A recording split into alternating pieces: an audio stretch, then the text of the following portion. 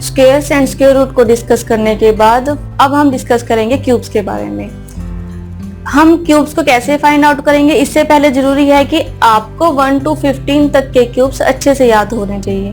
अगर आपको याद है तो बहुत अच्छी बात है, अगर नहीं है तो आप याद कर लीजिए, है ना, ताकि अगर आपको किसी नंबर का क्यूब फाइंड आउट करना हो या क्यूब रूट फाइंड आउट करना हो तो आप उसको इजीली फाइंड आउट कर सके। तो इसके लिए जरूरी है कि आप 1 to 15 तक के क्यूब्स लर्न कर लीजिए, है ना। यहाँ पे आपको टेबल दिया गया है, पैटर्न दिया गया है कि आप 1 to 15 तक के क्यूब्स लर्न कर लीजिए।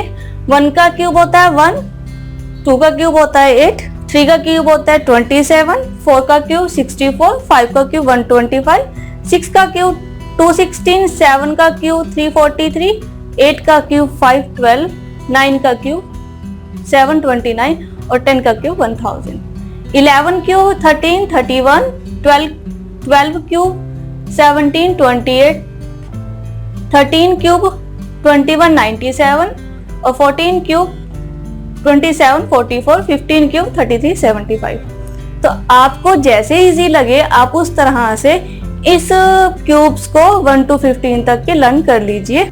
क्यूब को फाइंड आउट करने से पहले या क्यूब को हम किस तरह से फाइंड आउट करेंगे ये सीखने से पहले हम इस पैटर्न को समझ भी लेते हैं कि ये कैसे हेल्प करेगा हमारी क्यूब फाइंड आउट करने में या क्यूब रूट फाइंड आउट करने में। स्क्वायर और स्क्वायर रूट में हमने सीखा था कि अगर नंबर एंड हो रहा है 1 से तो उसका स्क्वायर रूट होगा 1 और 9, है ना। और सिमिलरली अगर क्यूब में नंबर है कोई, अगर आपको क्यूब फाइंड आउट करना उसका नंबर एंड हो रहा है 1 से तो उसका जो क्यूब रूट रहेगा वो 1 ही रहेगा। अगर नंबर एंड हो रहा है 1 से तो उसका क्यूब रूट 1 रहेगा, ठीक है।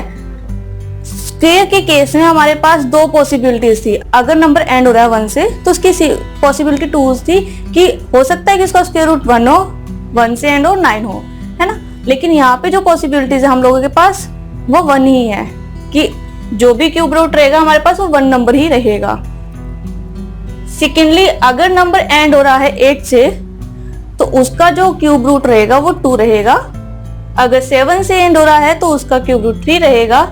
4 से एंड हो रहा है तो उसका 4, 5 से एंड हो रहा है तो 5, 6 से एंड हो रहा है तो 6 और 3 से एंड हो रहा है तो 7, 2 से एंड हो रहा है नंबर तो 8, 9 से एंड हो रहा है तो 9। अगर ट्रिपल जीरोस है तो 1 zeros उसका क्यूब रहेगा। ऐसे ही हमने स्क्वायर्स में पढ़ा था कि अगर नंबर हमारे पास एंड हो रहा है 4 से, है ना, स्क्वायर में हमने पढ़ा था अगर नंबर एंड हो रहा है 4 से तो उसका जो स्क्वायर रूट रहेगा वो 2 भी रहेगा और 8 भी रहेगा। वहां भी 2 पॉसिबिलिटीज थी, लेकिन यहाँ पे अगर नंबर एंड हो रहा है 4 से तो उसका क्यूब रूट 4 ही रहेगा।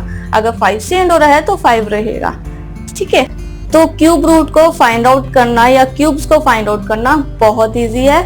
तो आइए देख लेते हैं कि हम क्यूब्स को किस तरह से फाइंड आउट करेंगे, क्योंकि इसको फाइंड आउट करना इसलिए इजी है क्योंकि यहाँ पे 1 पॉसिबिलिटीज है। एंड विद 1 है नंबर तो क्यूब रूट भी 1 है। अगर एंड विद 2 है तो उसकी जो क्यूब रूट रहेगी वो 8 रहेगी, है ना।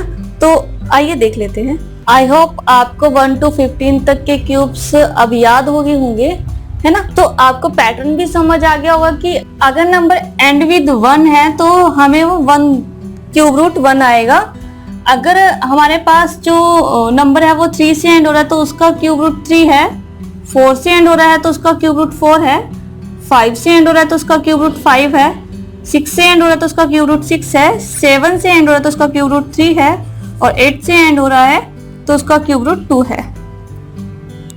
और अगर 9 से एंड हो रहा है तो उसका क्यूब रूट 9 है। सिमिलरली आपने देखा होगा कि अगर नंबर एंड विथ 1 है तो उसका क्यूब रूट भी 1 है। अगर एंड विथ 3 है तो क्यूब रूट भी 3 है ना। इन केस ऑफ नंबर 7 और एंड, अगर नंबर एंड विथ 7 है तो जो उसका क्यूब रूट रहेगा वो एंड विथ 3 रहेगा। और अगर नंबर एंड विथ 8 है और तो उसका क्यूब रूट भी एंड विथ 2 रहेगा।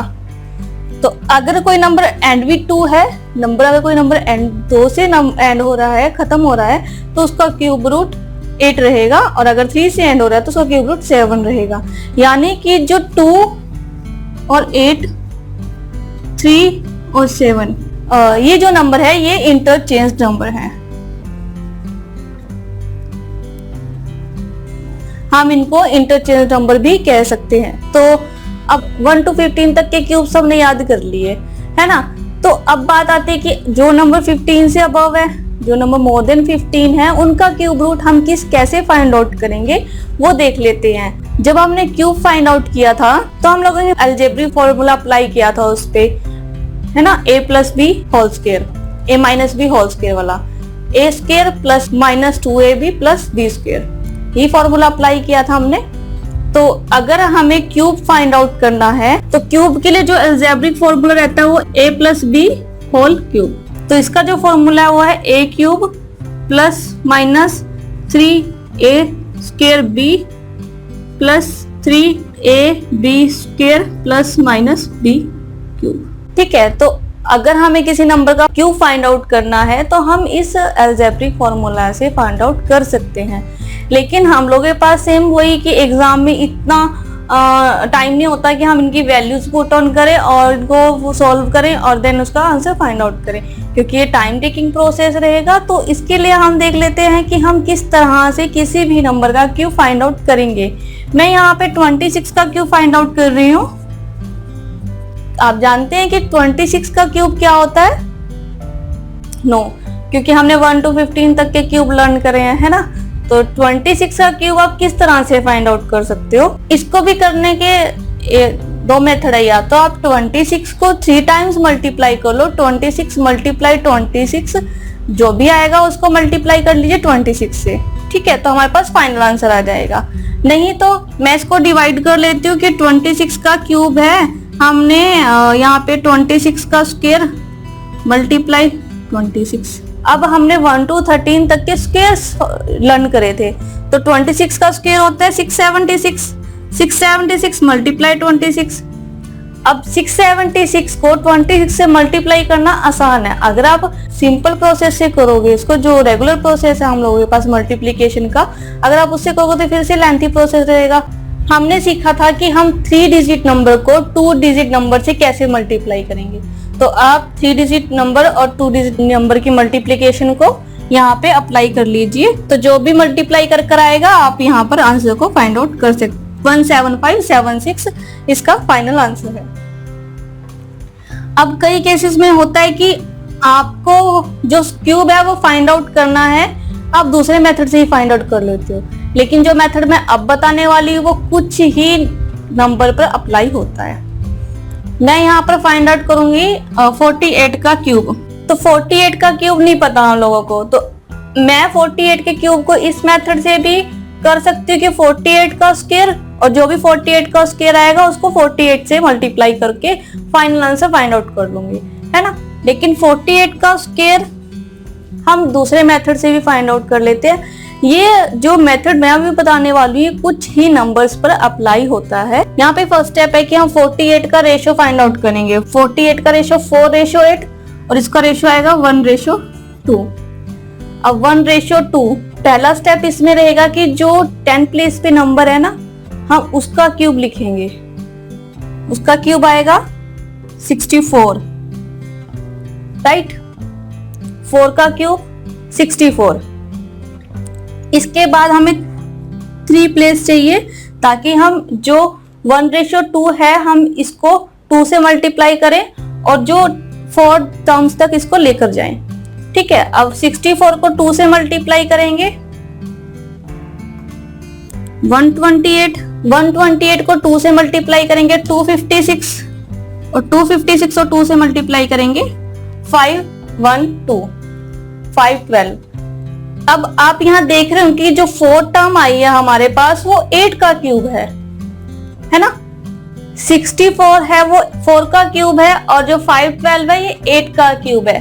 तो जो 4 टर्म जाकर खत्म हुई है वो 8 के क्यूब पर खत्म हुई है, ठीक है। फर्स्ट स्टेप था कि हमने जो 4 है उसका क्यूब यहाँ पर लिखा है और 64 को 1:2, क्योंकि 1:2 ये है, फिर 1:2 ये है और 1:2 ये है, ठीक है। हमने इस रेशियो में इसको यहाँ पर लिखा है।